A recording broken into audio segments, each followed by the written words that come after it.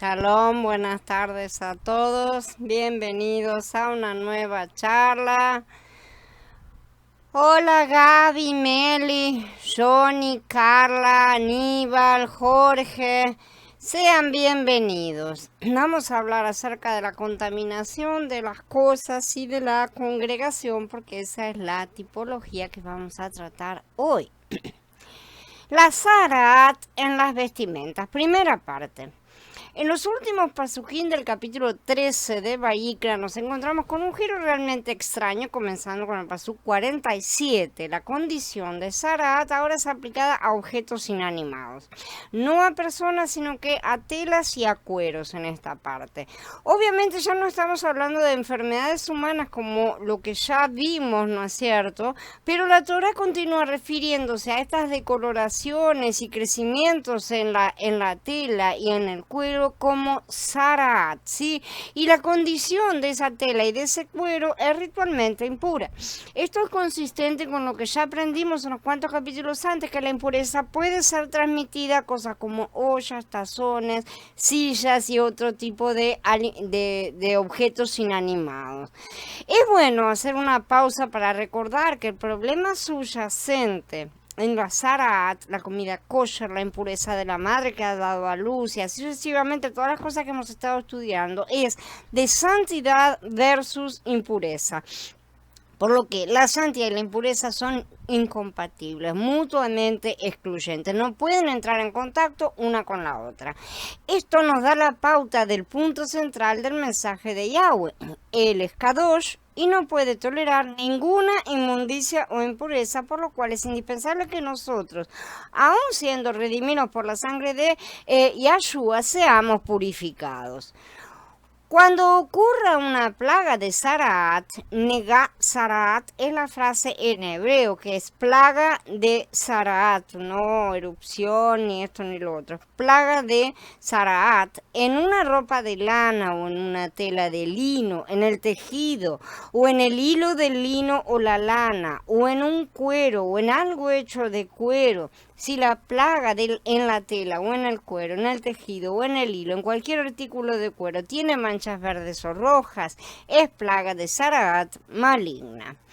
En las escrituras, la vestimenta representa nuestra conducta externa, nuestra vida diaria, ¿no es cierto? Por lo tanto, la Zarat tallada en las vestiduras representa la inmundicia manifestada en la vida que uno lleva, en la conducta, en el contacto con los demás.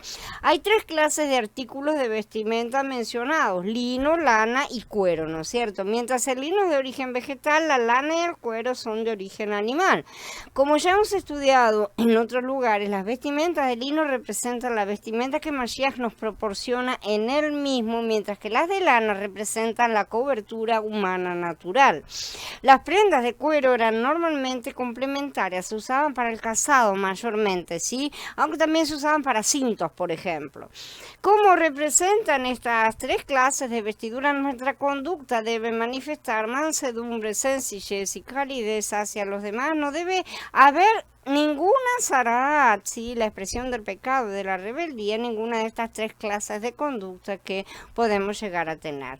Entonces, tener en cuenta la urdimbre y la trama de las vestiduras, ¿sí? Como dice ahí en el tejido o en el hilo, quiere decir que se está teniendo en cuenta la forma de la confección de las vestiduras. Recordemos nuevamente, no estamos hablando de tejer vestidos u otro tipo de tejido, ¿no es cierto?, sino de nuestras vestimentas espirituales. La urdimbre, sí, que del tejido va de arriba hacia abajo y el tejido va de un lado al otro. De esta manera, la urdimbre en las vestiduras representa nuestra conducta externa ante Elohim, o sea, nuestra relación vertical con él. En nuestra conducta para con Elohim no debe haber Zarat alguna, no debe haber rebelión básicamente. La trama va de izquierda a derecha y de derecha a izquierda, así es como se teje, ¿no es cierto? Por lo tanto, la trama representa nuestra conducta externa ante los demás. ¿Sí? Nuestra relación horizontal, justamente. Este aspecto de nuestra conducta debe ser puro, limpio, sin Zarat y tampoco tiene que haber ningún tipo de rebelión sometiéndonos unos a otros en amor, como dice la Escritura. En la conducta manifestada en nuestro andar diario hay entretejidos, es decir, hay una condición que incluye tanto a Elohim como al hombre. Nosotros no somos solo piedras sueltas con una relación con Elohim, somos piedras de su edificio. Esta casa no somos nosotros individualmente, sino corporativamente, y eso implica ambos tipos de relación, justamente, que deben estar limpios los dos de Sarah, tanto vertical como horizontalmente. No estamos completos si estamos bien únicamente con Elohim o únicamente con los hombres. Por lo tanto, debemos ser apropiados con respecto a Elohim y con respecto a los hombres. De este modo, en nuestra vestimenta, es decir, en nuestra conducta, no habrá Sarah ni en la urdimbre ni en la trama. Las infecciones verdosas o rojizas presentes en la vestimenta, como mencionado, representan cambios anormales y extraños en la vida y conducta de una persona. Nuestro vivir y conducta diarios deben ser normales, deben ser estables. Sin embargo, la conducta de una persona puede cambiar de manera anormal y extraña debido a diferentes influencias. Normalmente es debido a influencias. Esto es señal de enfermedad, señal de tzaraat. Esta descripción corresponde con la de las prendas afectadas por el moho. El moho es un hongo que se encuentra tanto en el aire libre como en lugares húmedos con baja luminosidad preferentemente y que genera toxinas, son micotoxinas porque es un hongo. Todo lo que es mico que viene de la palabra hongo, ¿no es cierto? Que hacen realmente mucho daño a la salud humana. El moho crece mejor en condiciones cálidas y húmedas. Se reproducen y se propagan mediante esporas, ¿sí? Por lo cual es fácil respirarlas y que penetren en nuestro organismo causando mucho daño. Las esporas del moho pueden sobrevivir en variadas condiciones ambientales, incluso en extrema sequedad, así que no es tan extraño que pudiera tratarse del moho de lo que se está hablando en estos pasuquín. Que la infección verdosa o rojiza se propaga en la vestimenta, o sea, que se está propagando en la vestimenta, se convierta o no en Tzaraat maligna, Tzaraat corrosiva, ¿sí? Representa el pecado que se extiende y se hace más y más maligno, pasando a ser parte de nuestra conducta cotidiana y común, pasando a ser parte de nuestra propia naturaleza intrínseca. Las palabras maligno o corrosivo, según las traducciones, indican una infección de la especie que se propaga carcomiendo la cobertura, o sea, la vestimenta, ¿sí? De la persona. ¿Y qué es nuestra cobertura? Al principio el pecado tal vez comenzó en escala pequeña y en un grado muy bajo, pero ahora el pecado se ha extendido devorando a la persona y se hace cada vez más maligno. Ya no toca solo la carne interna y la piel externa, se ha extendido a su cobertura, o sea, a su conducta visible y la más estable, por así decir, la que más mantiene la persona. Se lo enseñará al sacerdote y el sacerdote, después de examinar la plaga, aislará el artículo afectado por 7 días. En el 7º día examinará la plaga. Si la plaga se ha esparcido por la tela, sea en el tejido o en el hilo o en el cuero o en cualquier artículo de cuero, es plaga de tzaraat maligna, es impura. La tela, sea un tejido o hilo de lana o lino o cualquier artículo de cuero en la que se encuentre la plaga, deberán quemarla porque es tzaraat maligna, la consumirán al fuego.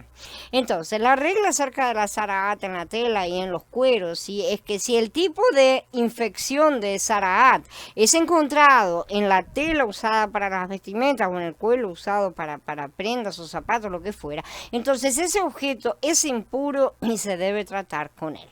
El procedimiento es familiar y es básico, ¿no es cierto? Ya lo hemos estado viendo en todos estos estudios. El israelita trae el objeto o artículo de ropa del que se sospecha que tiene tzaraat al sacerdote. Y si el sacerdote también entra en sospecha de que tiene tzaraat, el artículo es aislado por 7 días. A ver cómo evoluciona. Si después de los 7 días la infección se ha esparcido, entonces se considera que es Zaraat y el objeto debe ser quemado porque es ritualmente impuro. Pero si la infección no se ha esparcido, entonces el artículo debe ser lavado con agua y luego aislado por 7 días más.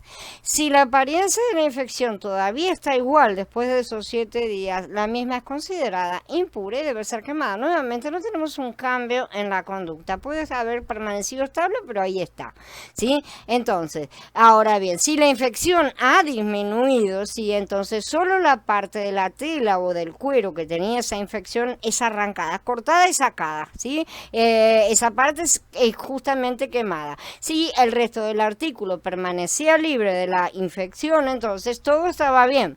Pero si la infección regresaba al objeto después de retirada la parte afectada, entonces el objeto entero debía ser quemado porque había una cosa crónica. Quemar la vestimenta al fuego significa eliminar la vida y conducta pecaminosas e inmunda. Cuando descubramos que algo pecaminoso en nosotros se vuelve cada vez peor, debemos eliminar esa cosa quemándola, es decir, al tomar medidas severas con respecto a ella mediante el madero de Mashiach. Si no lo hacemos nosotros, el que las va a quemar va a ser el Padre, ¿sí? Cuya diestra es fuego, ¿no es cierto? Entonces mejor que nosotros colaboremos. Esto es también un símbolo justamente del juicio final. Si la vestimenta de la persona tiene Zaraat, deberá ser lanzada al lago de fuego, que es la justicia de Yahshua Shdat, ¿no es cierto? Es la diestra del Padre, para ser pasada por el fuego. Tiene que ser quemado todo lo que nos sirve, ¿no es cierto? Esta cobertura no sirve y debe ser eliminada. Hablamos de la cobertura y no de la persona, ¿sí? Vean bien las cosas como son porque lo dice de manera bastante clara. Lo que hay que sacar es la parte que tiene la Zaraat. No había que quemar al leproso también junto. Prenderle fuego a un vestido significa tomar medidas severas, realmente. A veces, en vez de tomar medidas tan severas, debemos tomar otra clase de medidas, a saber, el lavamiento del vestido. Vemos que en todos los casos necesitaba quemar el artículo.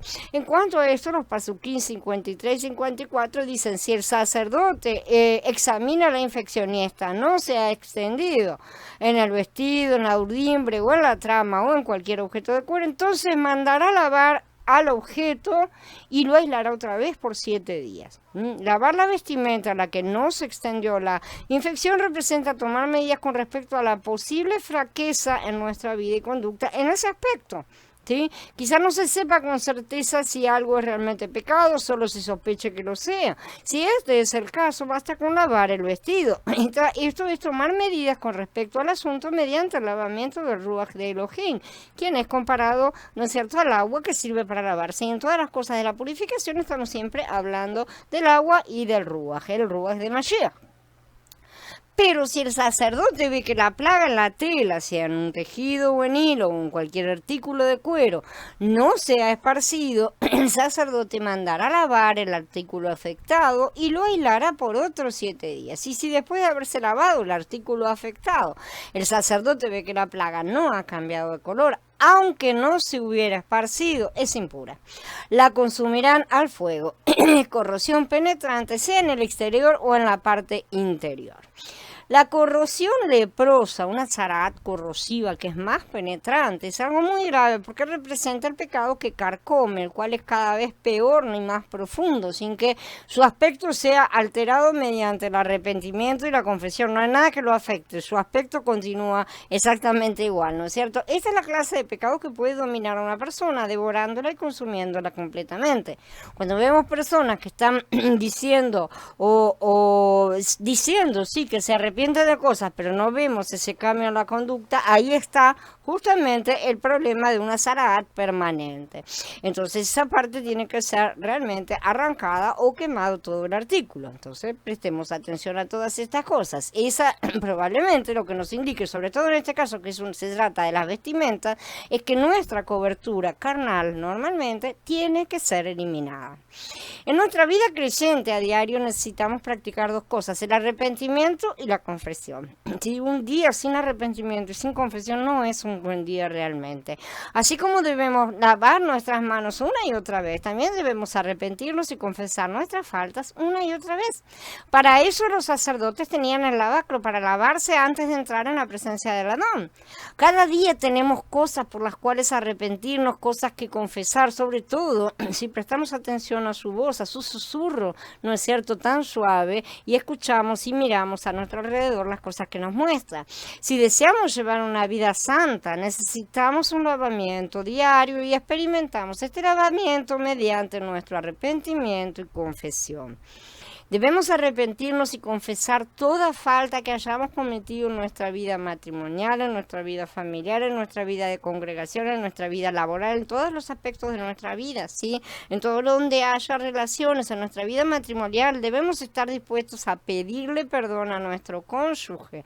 Y es más, debemos estar dispuestos a ser los primeros siempre. Si no estamos dispuestos a pedir perdón, tendremos problemas con nuestro marido, con nuestra esposa, o con nuestros padres, nuestros hijos, ¿no es cierto? En cualquier tipo de relación, en la vida familiar, justamente los padres tienen que estar dispuestos a pedir perdón a sus hijos cuando se hayan equivocado, ¿no? Porque sí, tampoco, ¿no es cierto?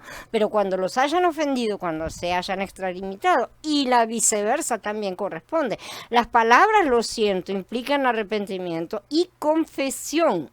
¿Sí? También debemos pedir perdón a nuestros hermanos en la fe por lo que hayamos cometido de errado, inclusive en contra del cuerpo, que muchas veces hacemos cosas en contra del cuerpo que no nos damos cuenta porque no las vemos o no percibimos ese aspecto espiritual.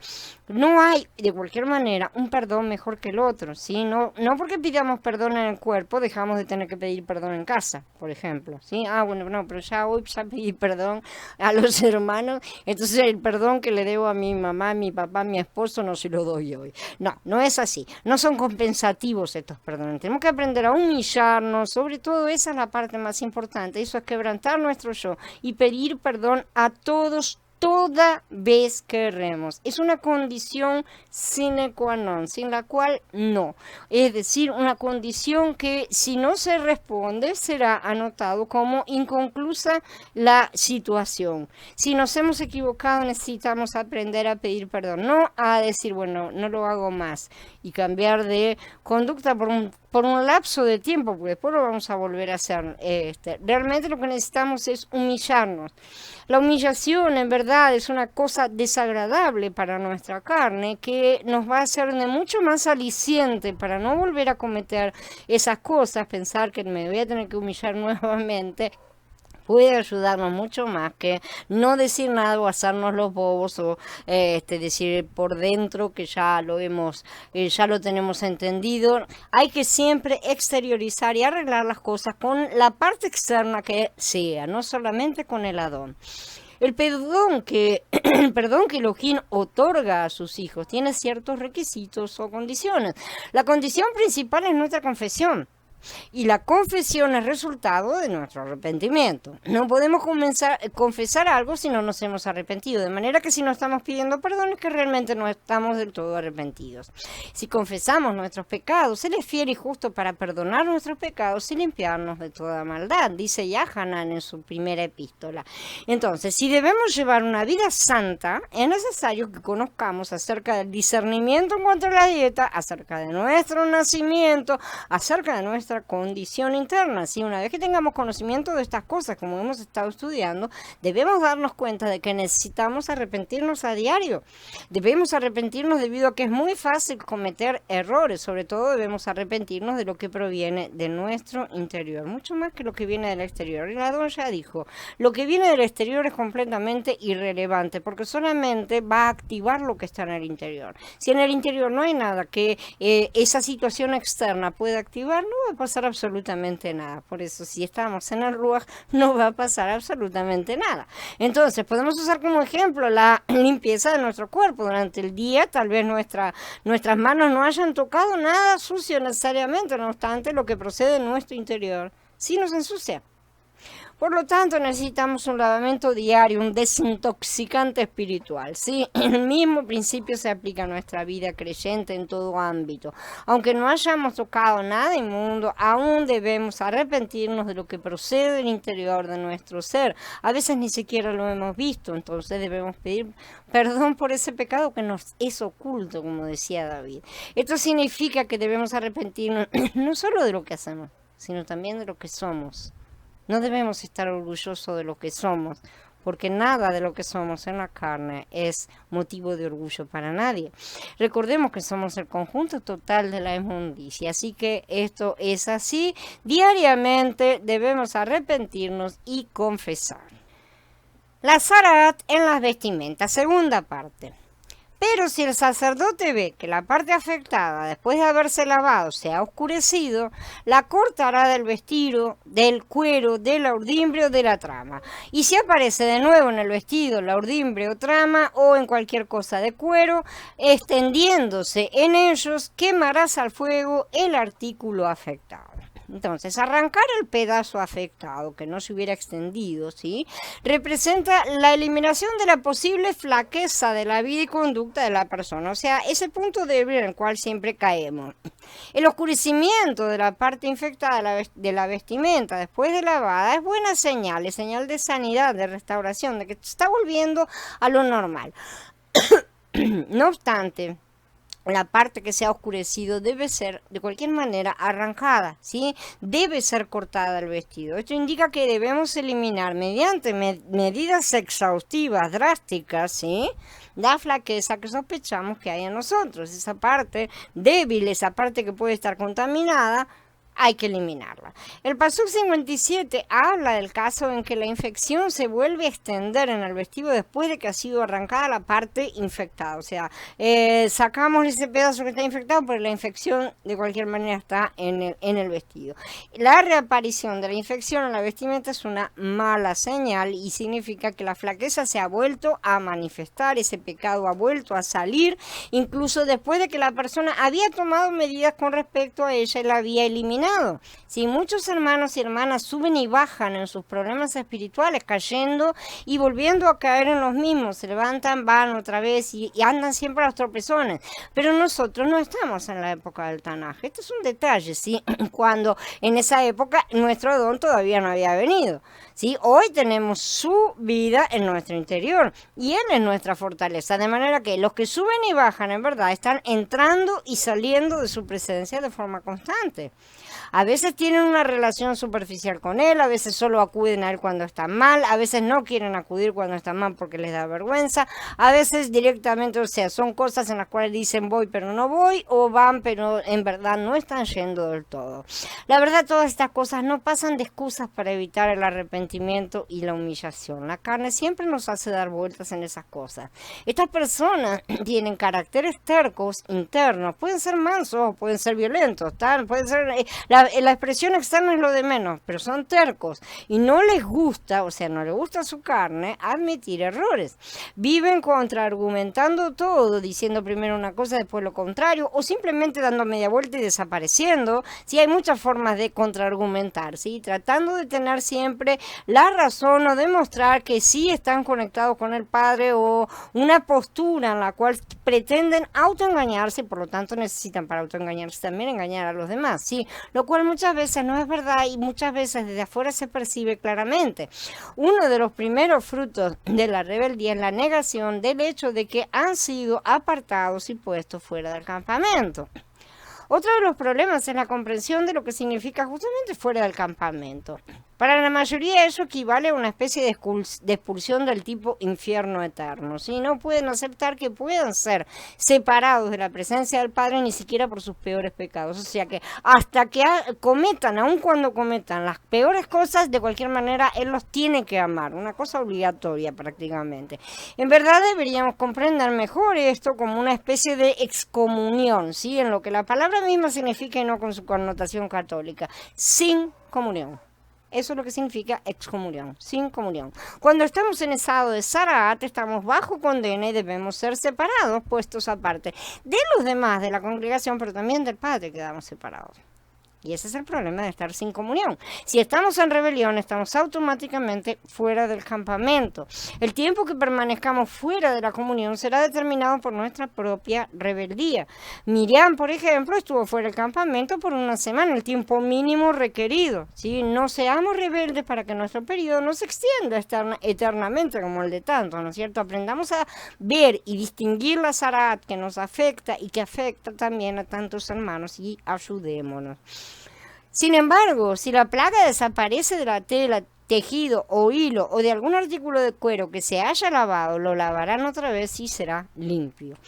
El lavamiento de la vestimenta una segunda vez después de que la infección ha desaparecido ya al ser lavada significa que después de haber tomado medidas con respecto a la flaqueza una primera vez, uno debe tomar medidas más profundas una segunda vez para dar la purificación por terminado. Esto significa eliminar todo lo que haya podido aparecer en ese periodo de observación. Como vamos a ver, esto también sucede en la purificación del Metzorá, ¿sí? Pero esto lo vamos a ver en las próximas charlas.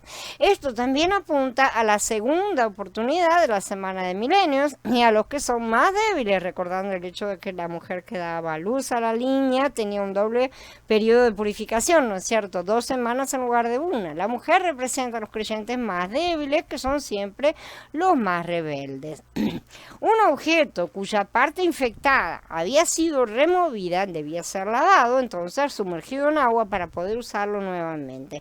Es interesante, nuevamente vemos que la idea de inmersión en el agua como el método de purificación de la impureza es presentada bien temprano aquí en Vayikra, aunque ya tenemos la mención inicial en el diluvio, ¿no es cierto? En varias ocasiones lo vemos, ¿no es cierto?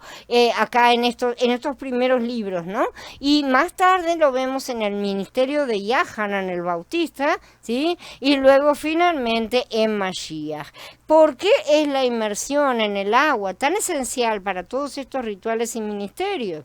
¿Acaso el agua tiene alguna propiedad inherente que cuando es usada como un ritual de purificación, como el bautismo, por ejemplo, produce limpieza espiritual? Si vemos las aguas a través de las escrituras, o sea, el concepto, ¿no es cierto? No vamos a preguntar por qué, sino que vamos a comprender realmente la intención de Yahweh por detrás de este símbolo del Ruach HaKodesh que limpia y purifica. ¿Sí? Acá vamos a encontrar un patrón. ¿Por qué no ser inmersos en aceite de oliva, por ejemplo? ¿No es cierto? Que también es un símbolo del Ruach.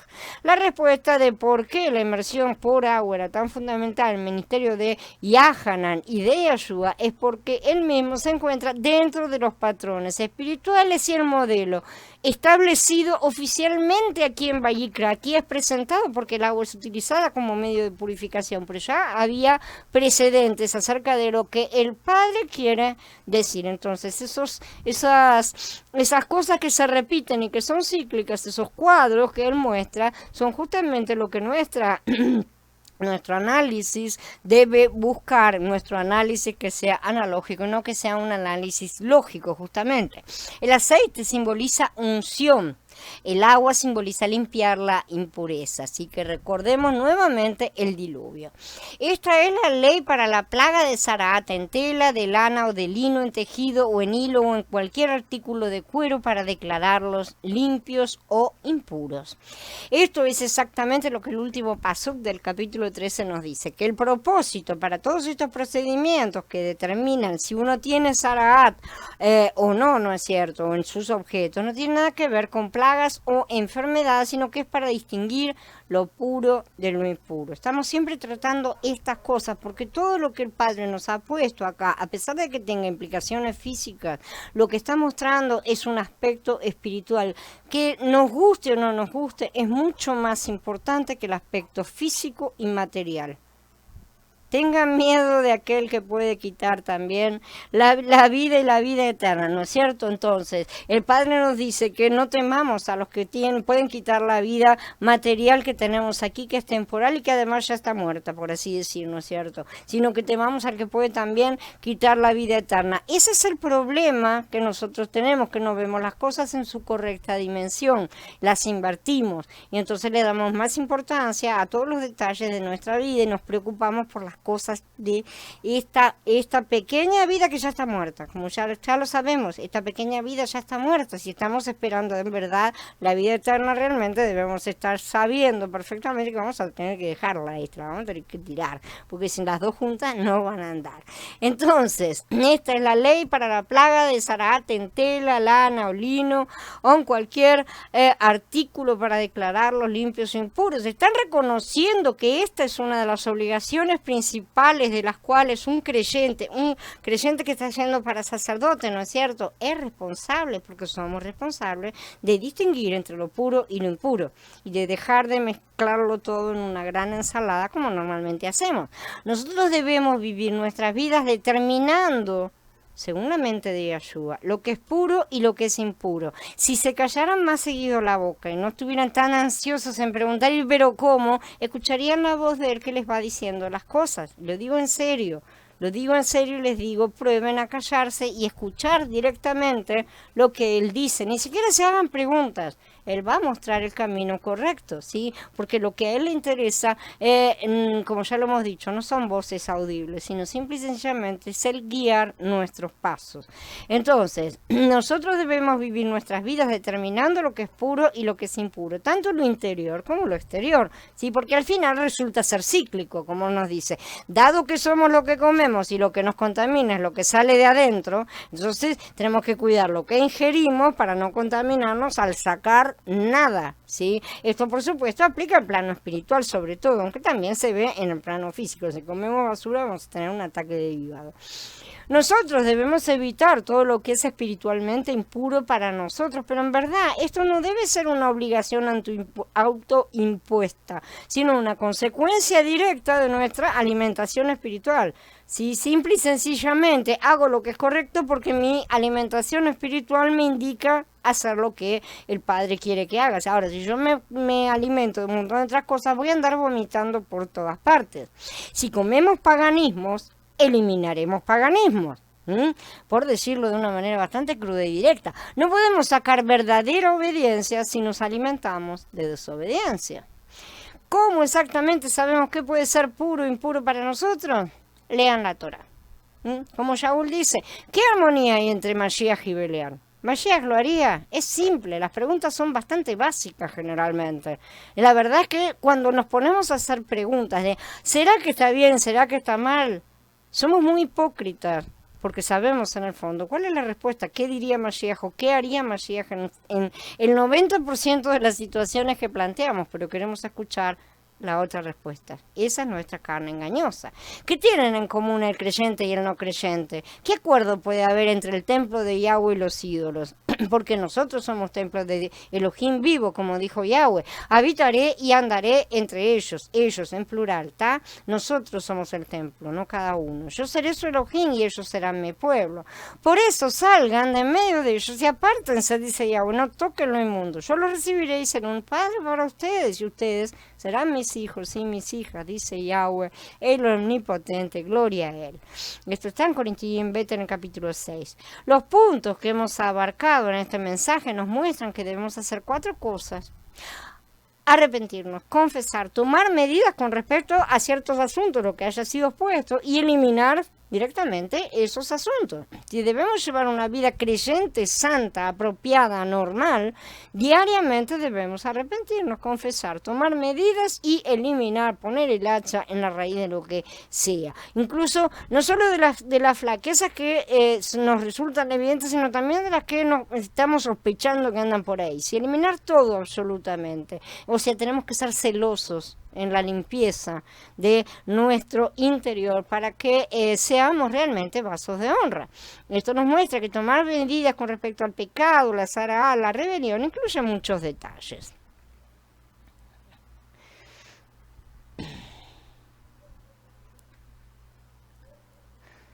La Zaraat en una casa. Primera parte. En los mensajes perdón.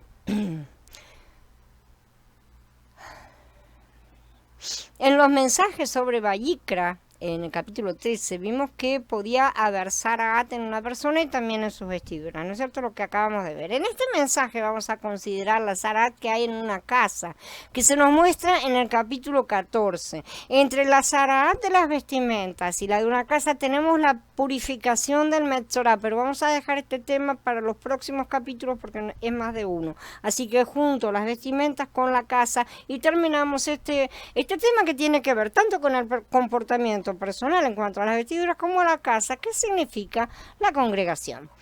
Un detalle con respecto a esta última Sarahat mencionada es que el problema de la Sarahat en una casa solo afectaría después de que Israel entrara en la tierra prometida. ¿Sí?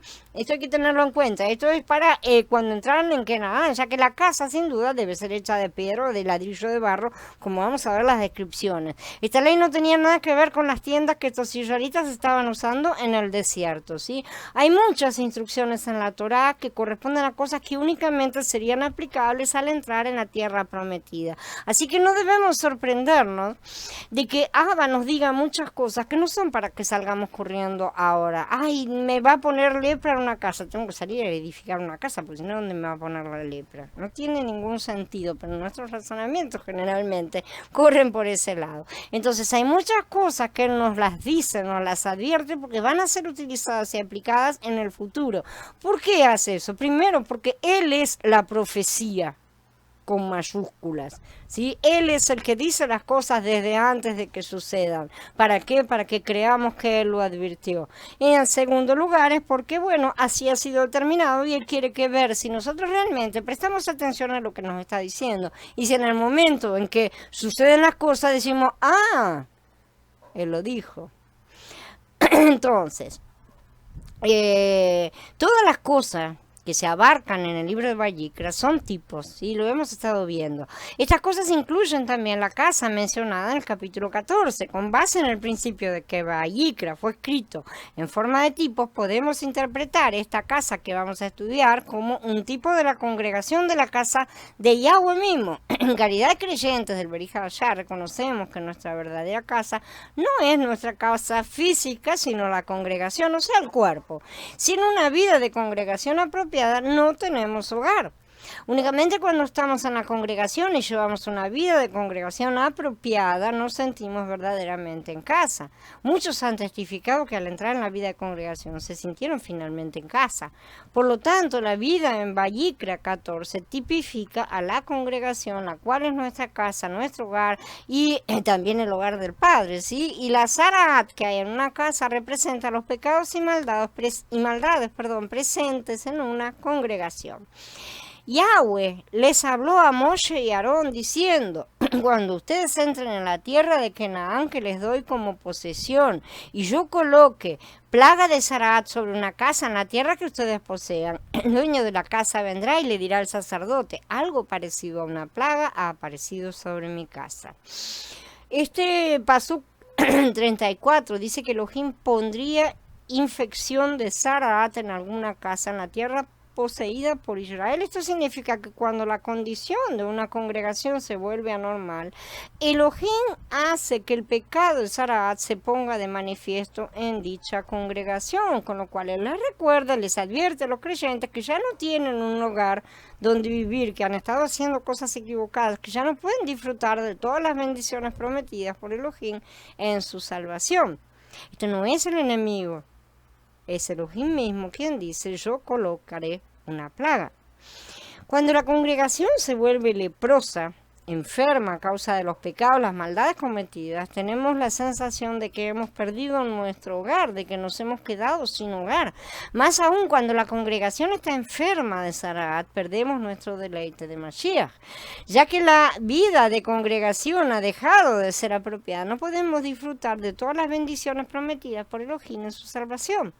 El dueño de la casa debía acudir al sacerdote para informarle, porque, como ya vimos, únicamente el sacerdote puede distinguir, determinar, decretar, sentenciar, ¿sí?, entre lo puro y lo impuro, que no es entre lo bueno y lo malo. No insistamos con ese otro árbol. Esto significa que los hermanos que llevan la delantera o quienes se preocupan en las congregaciones acuden a la autoridad delegada, al representante del Adón, y le informan acerca de lo que ha sucedido. Esto es lo que debemos hacer cuando la congregación está enferma. El sacerdote hará que vacíen la casa antes de que entre el sacerdote a examinar la plaga, para que nada dentro de la casa quede impuro.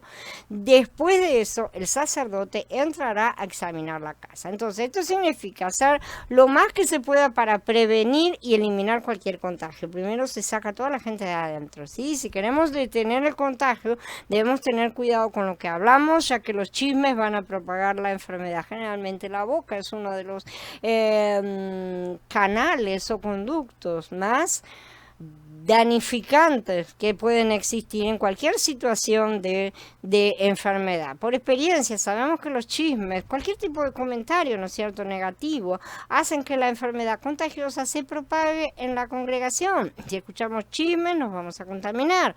Si no nos guardamos, o sea, nos protegemos, evitamos todos los chismes, ayudaremos a detener la propagación de esa enfermedad contagiosa, que es como un reguero de pólvora, pero si vos apagas la mechita acá, no corre más ese reguero.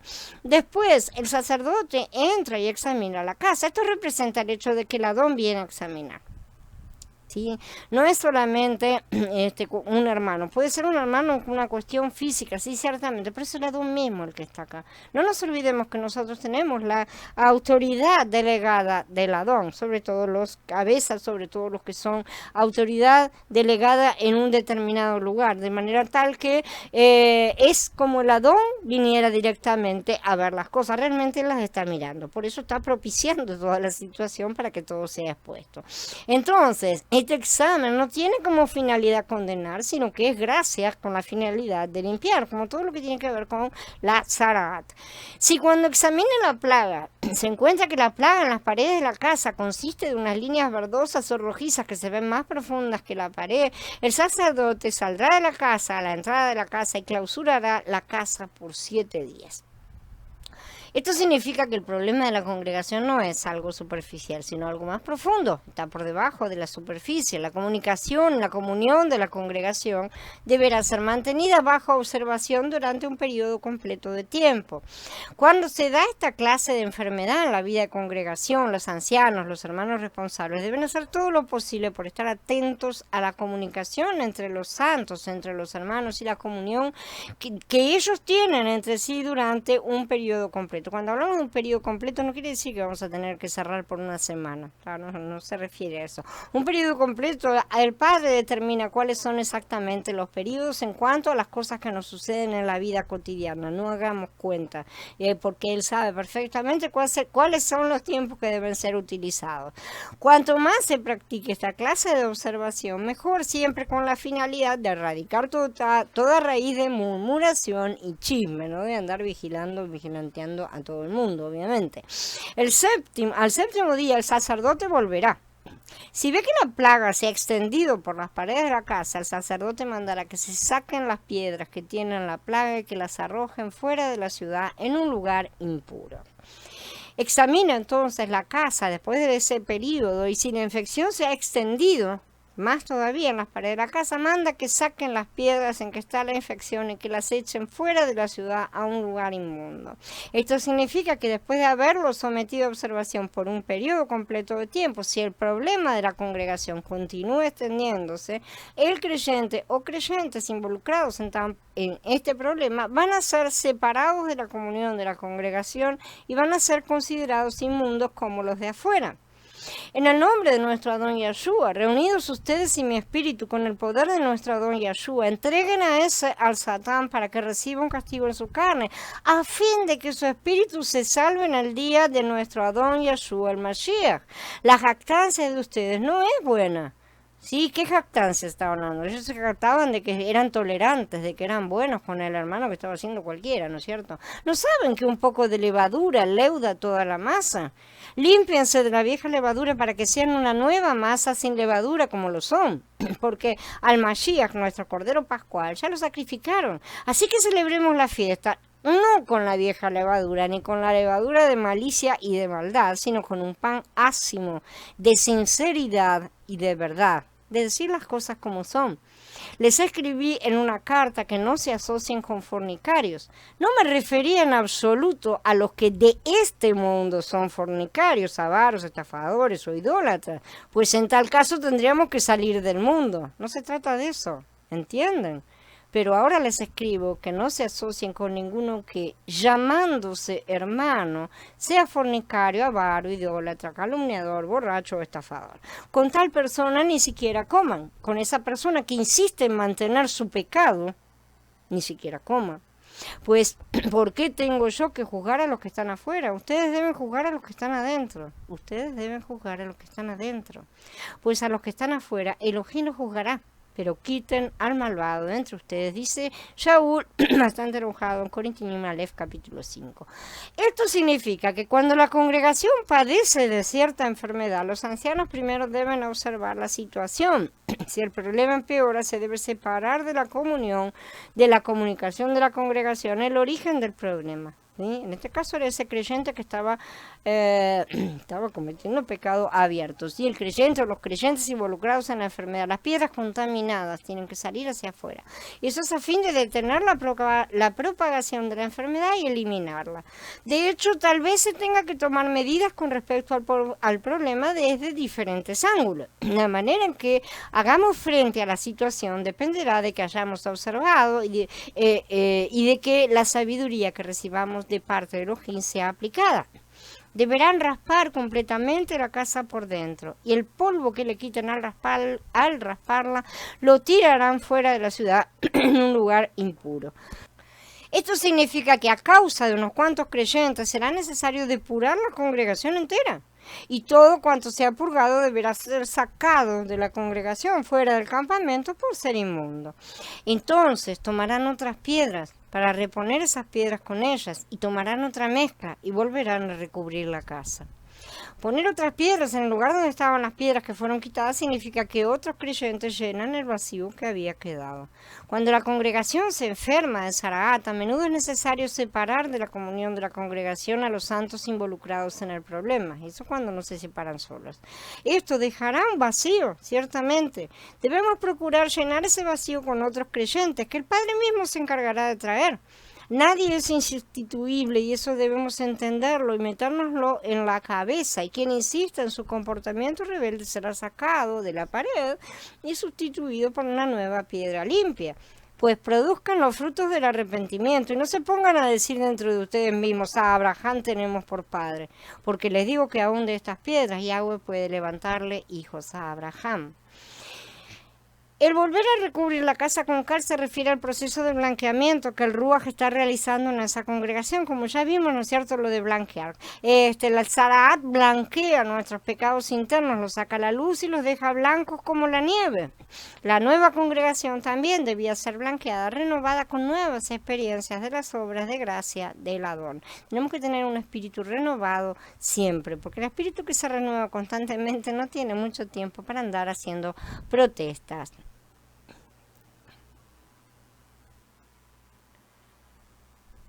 La Saraat en una casa, segunda parte. Sin embargo, a fin de resolver el problema de la Saraat que hay en una casa, no es suficiente apartar a ciertos creyentes y luego llenar el vacío que queda con otros creyentes. ¿Sí? Debemos también tener un nuevo comienzo en la vida de congregación, o sea, renovar la congregación con nuevas experiencias de las obras de gracia del Adón. Esto lo tipifica el hecho de que se tomaba otro yeso con el cual se recubría la casa. No se trata solamente de tomar medidas con respecto a un problema, sino de introducir las riquezas de Mashiach en una manera nueva.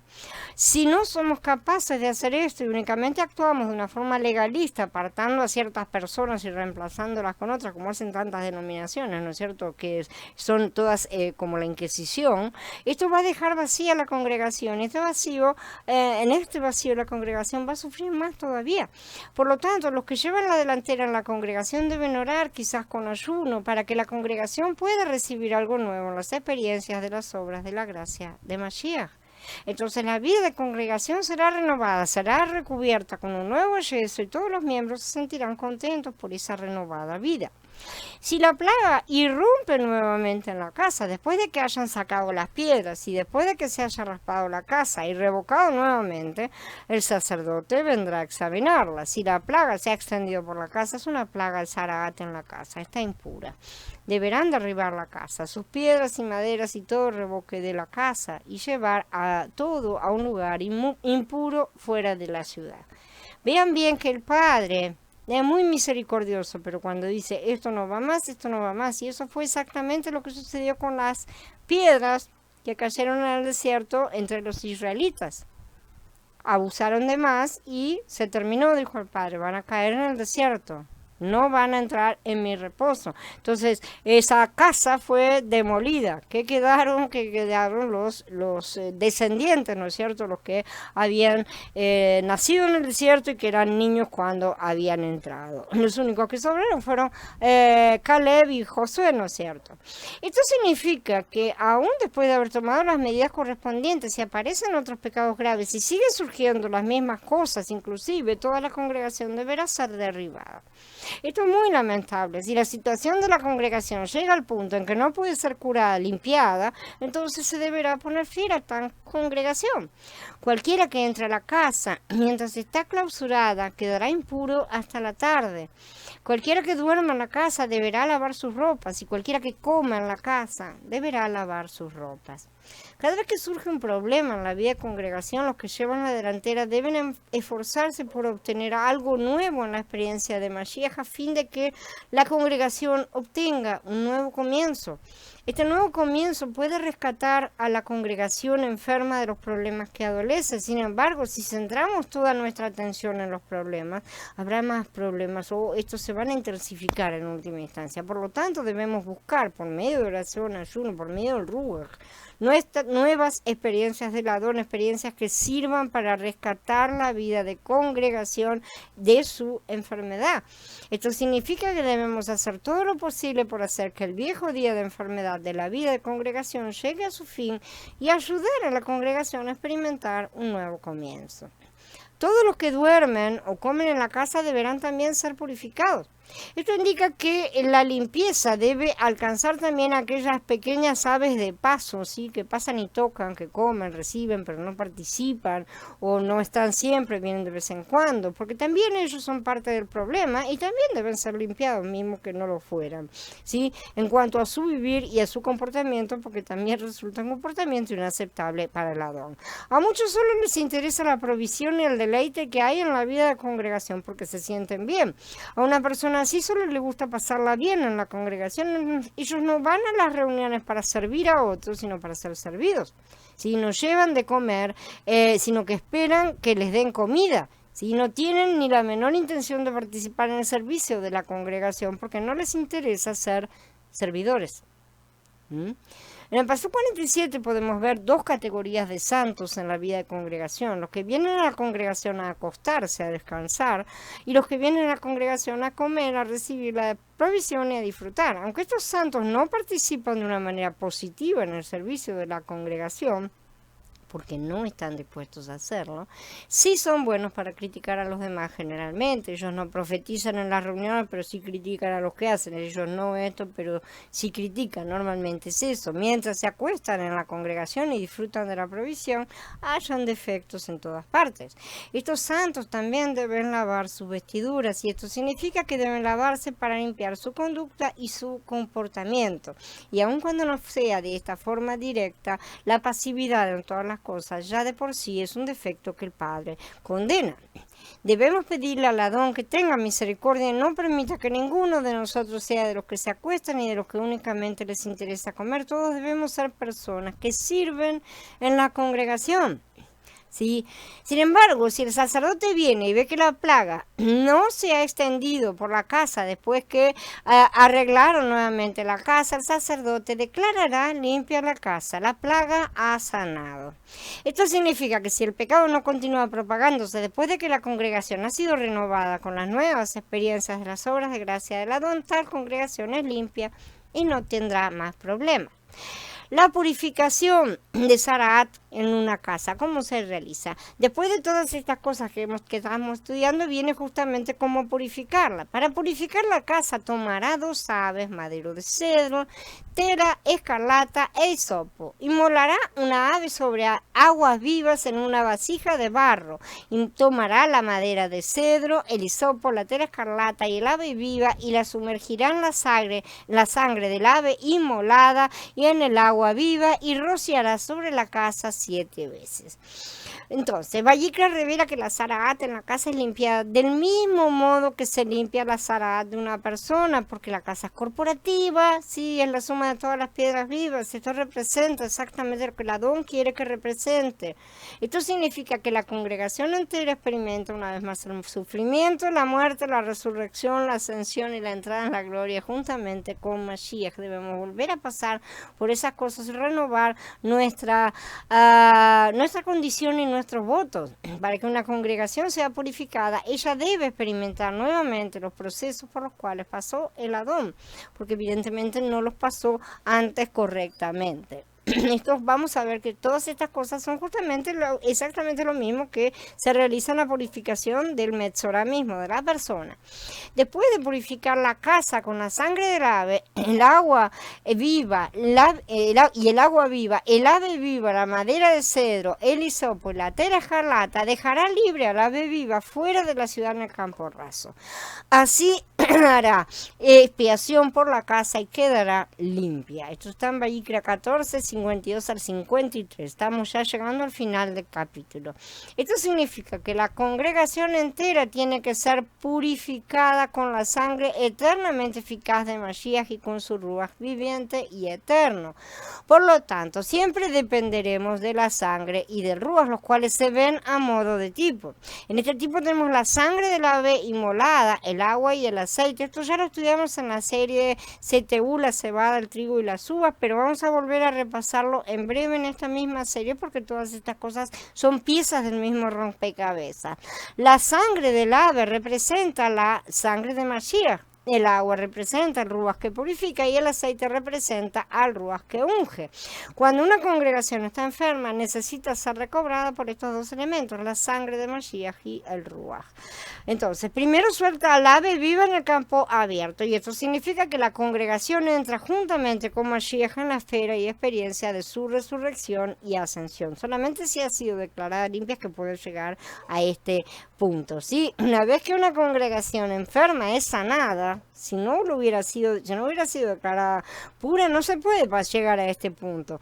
Ciertamente no va a permanecer más en su nivel terrenal en el que estaba, sino que ascenderá a los cielos y volará a las alturas e irá a los lugares celestiales en los que el Adón nos ha sentado a su diestra. Nadie ni nada podrá impedir, restringir, limitar ni atar a una congregación así regenerada, excepto ella misma si continúa y persiste en sus rebeliones. Pero mientras una congregación se encuentre en el nivel celestial, estará siempre conectada por lazos celestiales. En cambio, si está en el nivel terrenal, será atada por los lazos terrenales. Necesitamos ver estas cosas. Pero cuando la congregación disfruta la resurrección y ascensión de Mashiach, va a estar por encima de la tierra. Y eso es lo que debemos estar, porque a eso es que somos llamados, ¿sí? Y vamos a disfrutar de la libertad que nos dan los cielos. De esa manera la casa será espiada, quedará limpia a fin de que la morada mutua de Elohim y el hombre pueda ser recuperada.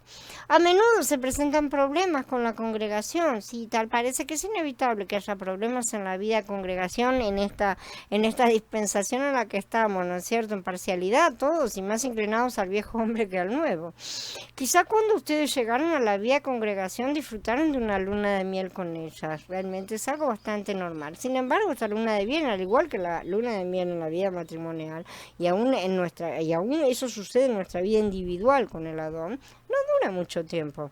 Es posible que durante la luna de miel que experimentamos en la vida de congregación pensemos que la congregación es maravillosa, que es un verdadero paraíso. Sin embargo, una vez que se acaba la luna de miel, nuestros ojos son abiertos y vemos todos los problemas, defectos y deficiencias que hay en ellas y hasta agregamos algunos, sí, que vienen según nuestra propia opinión.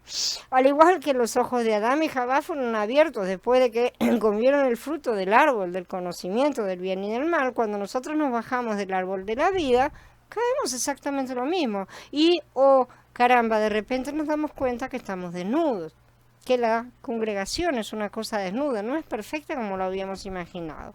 ¿Sí? Entonces, si nos quedamos realmente viendo estas cosas, vamos a querer una separación en la vida de congregación y más tarde un divorcio. Muchos apuntan a ese tipo de solución sin entender que el Adón nos da a unos a otros y lamentablemente muchos optan por este camino y se justifican en ese camino también. Debemos darnos cuenta que la congregación es el mejor lugar en la tierra para todos los creyentes, porque ese es el lugar que el Padre ha determinado para todos, ¿sí? Y eso es para todas las piedras. No hay ninguna que pueda quedar aparte. No hay mejor lugar para una piedra que ser parte de una casa. ¿Sí? ¿Qué haremos entonces con los problemas que se presentan en ella? Debemos orar pidiendo ser renovados constantemente en las experiencias de Mashiach. No orar diciendo, ay, por favor que al hermano se mejore y deje de pelearme. Sino orar pidiendo que nosotros seamos verdaderamente renovados en Mashiach. Porque ese es también el deseo del Padre al final de cuentas. No debemos dedicar demasiado tiempo para orar por otros o por la situación en general. Más bien, debemos orar por nosotros mismos en cuanto a la mejora que se necesita, a ser realmente quebrantados, a entregarnos verdaderamente para que podamos impartir algo nuevo de Mashiach a los demás, a la vida de congregación. Se trata más de enfocarnos en lo que podemos dar y servir que en pedir que Él resuelva nuestros problemas, que no son tales generalmente, sino oportunidades para crecer en el servicio. Nosotros le decimos, sacame estas cosas de encima, y Él dice, no, eso es lo que necesitas para crecer, me pediste que te diera crecimiento, acá está. Es de esta manera que una congregación enferma es sanada. Cuando la congregación se somete a la disciplina del Padre, se dedica no a abrir la boca y decir, dame, dame, y estar siempre buscando para sí misma, sino cuando se dedica a cerrar la boca y a servir. La congregación debe ser sanada mediante las nuevas experiencias que tienen los nuevos creyentes, ahora edificándose todos conjuntamente en el cuerpo, porque esa es también la segunda parte en la cual vamos a estar todos siendo inseridos cada vez más. Ya no es un crecimiento individual, es un crecimiento corporativo, o no será nada. Cuanto más experimentemos a Mashiach de una manera nueva, más se sanará la congregación. Una congregación infectada no puede ser limpiada mediante discusiones, argumentos y debates. Mediante hacer reuniones de vamos a hacer esto que te parece que pensamos. No tiene nada que ver. Cuanto más hagamos esto, más problemas van a surgir. Eso es carne. Y la Sharat justamente pone la carne y es lo que está exponiendo. ¿Sí? Esa es la cosa que debe ser eliminada, no traída para que traiga la solución. ¿Sí? Y eso no es solo eliminada individualmente, sino también corporativamente. Así que debemos orar por nosotros mismos, por la congregación, ¿sí? Para que por medio de las nuevas experiencias de Mashiach, nosotros como miembros y la congregación como el conjunto de todos, podamos experimentar un nuevo comienzo y entrar en una nueva etapa. Y esta es la única manera en que la congregación infectada puede ser sanada por el Adón. Shalom, Yami. Bienvenida. Conclusión. Los capítulos 13 y 14 de Vayikra abarcan el asunto del pecado más detalladamente que cualquier otro capítulo de las Escrituras. Estos capítulos hablan del pecado que no solo está presente en nuestro ser y en nuestra conducta, sino también en nuestra casa, en nuestra morada. Por lo tanto, hay que tener en cuenta tres cosas al tomar medidas con respecto al pecado. La zaraat que hay en el cuerpo de uno, en sus vestiduras y en su casa. Una persona puede ser inmunda primero con relación a su cuerpo, luego en relación a sus vestiduras y también con relación a su casa, tanto la propia como la corporativa. O sea, si vamos a tener zaraat en la corporativa, con certeza lo tenemos en casa también. Pero no nos interesa esa segunda casa que tenemos, que es la casa de la carne, a pesar de que no dejemos de amarlo ciertamente, sino que la que nos interesa es la casa espiritual. Necesitamos ser purificados del pecado de la zaraat en estos tres aspectos. Si queremos eliminar estas tres clases de zaraat, debemos arrepentirnos una y otra vez, incluso a cada hora. Por muy cuidadosos que seamos, no somos perfectos en nuestra conducta ni en nuestro contacto con los demás. La única persona perfecta es el Adón Yahshua. Su comportamiento fue perfecto en todo aspecto. Nosotros, en cambio, definitivamente no somos perfectos. Por nacimiento somos la inmundicia misma y todo nuestro ser es inmundo. ¿Cómo entonces podríamos ser perfectos? ¿Cómo podríamos ser puros? Para nosotros eso es imposible, pero para el Adón todo es posible. Por lo tanto, debemos arrepentirnos de nuestros fracasos, confesar nuestros errores, que son esos errores, nuestras tentativas de hacer las cosas en nosotros mismos, tomar medidas con respecto a esos fracasos y errores. ¿Qué quiere decir tomar medidas? Tomar el madero y negar nuestro yo, que es el que nos está conduciendo siempre a todos esos errores. Entonces, de esa manera, buscar eliminarlos radicalmente con el hacha puesta en la raíz. En Vayikra 13 se usan distintas palabras para describir y diagnosticar la zaraat, como vimos, ¿sí? Hinchazón, erupción, mancha lustrosa, blanco, carne viva, algo crónico, forúnculo, mancha lustrosa de color blanca rojiza, tiña, pelo amarillento, pelo blanco, ¿no es cierto? Cosas verdosas, cosas malignas, cosas corrosivas, o sea, hay muchas palabras que se están utilizando. Si en nuestro estudio en este capítulo prestamos atención a todas estas expresiones, seremos iluminados al respecto de lo repugnante que es la zaraat. Es porque es repulsiva verdaderamente. Vamos a ver cuán problemática y contagiosa es. En particular vamos a ser iluminados en cuanto a la condición leprosa de nuestro propio ser, porque en todos estos detalles vamos a ver un cuadro de nosotros mismos. Si somos iluminados en cuanto a nosotros mismos, vamos a dejar de reclamar honra para nosotros mismos. ¿Cómo podría un leproso, una persona que es inmunda, considerarse digna de honra cuando tiene que estar gritando que es inmunda todo el tiempo? Eso es imposible. No hay dignidad ni honra alguna en la zaraat. Ninguno de nosotros debe ser honrado, estimado, digno ni glorificado. ¿Quién entonces debe ser honrado? Solamente el Adón Yahshua, así es digno de recibir gloria y honra. Y eso en nuestra adoración, en nuestra alabanza, en nuestra obediencia. Solo Él debe ser honrado y glorificado. Debido a que este capítulo nos presenta un cuadro tan claro de nuestra situación negativa, realmente nos ayuda a conocernos a nosotros mismos. Puedo testificar que me ha ayudado mucho estudiar este capítulo a través de los años y cada vez ha ido profundizando más y más en la cosa, pero realmente la visión que nos ha mostrado hoy, que nos está mostrando en estos momentos, en estos tiempos, realmente es poderosa porque también lo está llevando a la práctica. Él está uniendo la práctica con la teoría, ¿no es cierto? Así que no me es fácil olvidar lo que soy, porque he sido realmente alumbrada de una manera profunda y detallada por medio de Vayikra. Espero que lo sean ustedes también, porque en todas estas cosas estamos siendo expuestos y debemos serlo. Yo he visto que no lo que soy en mí misma, en mi interior, porque eso ha sido expuesto. A menudo este capítulo me recuerda que realmente no tengo nada por lo cual pueda enorgullecerme o gloriarme en mí mismo. Si no fuera por la misericordia del Adón, esa zaraat se extendería por todo mi ser y me consumiría. Bendito sea Él que nos blanquea. Dejémonos blanquear.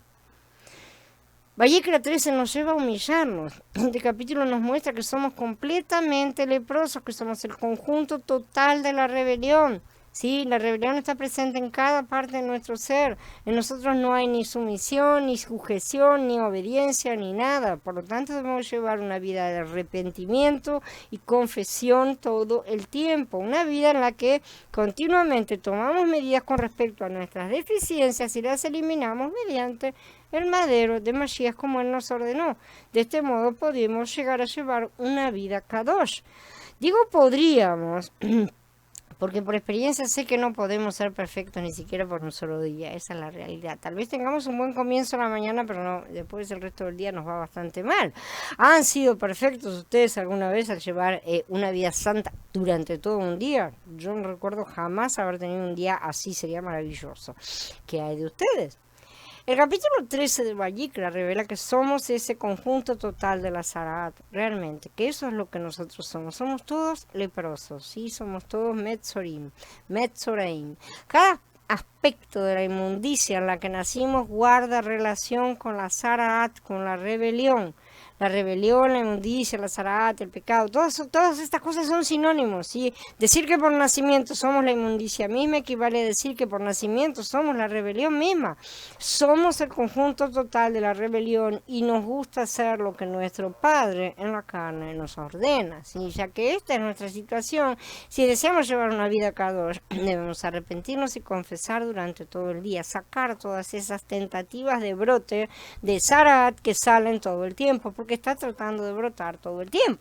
Consideremos la reacción de Yeshaya cuando vio la gloria de Elohim. Entonces grité, pobre de mí, estoy perdido, porque soy un hombre de labios impuros y habito en medio de un pueblo de labios impuros. Sin embargo, mis propios ojos han visto al rey Yahweh de los ejércitos, dice en el capítulo 6 de Yeshaya. Estas cosas dijo Yeshaya, porque vio su gloria y habló acerca de él, dice Yahanan en el capítulo 12. En cuanto a nuestra lengua, Jacob dijo, pero ningún hombre puede domar su lengua porque es un mal incontrolable, llena de veneno mortal, ¿sí? Esto está en el capítulo 3, en el Pasuk 8, y también dijo, si alguno no ofende en palabra, ese es un varón perfecto, capaz también de refrenar el cuerpo entero.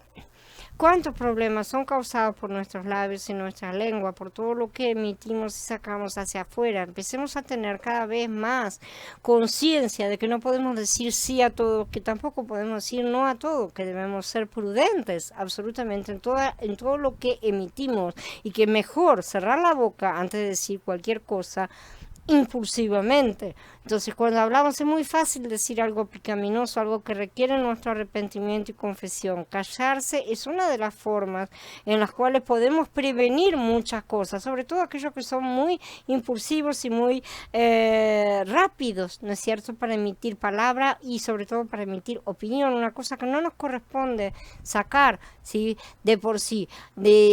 Pero también tenemos que recordarles a todos los que son por naturaleza de esta manera, que justamente necesitan abrir la boca cuando tienen que decir no a ciertas circunstancias, sino ser acomodaticios a todas las cosas. Entonces todas estas cosas deben ser confesadas, ¿sí? Todo, no solamente lo que haya sido emitido de palabras, sino también todo lo que haya sido planeado en pensamientos, en intenciones internas, debemos confesarlas al Adón para que Él nos limpie de todas estas cosas en todo tiempo. Bueno, vamos a dar por encerrada entonces la charla y en un rato nos vemos en el Meet para hacer las cosas, hablar un poco acerca de todas estas cosas. Shalom a todos hermanos, Abba los bendiga grandemente.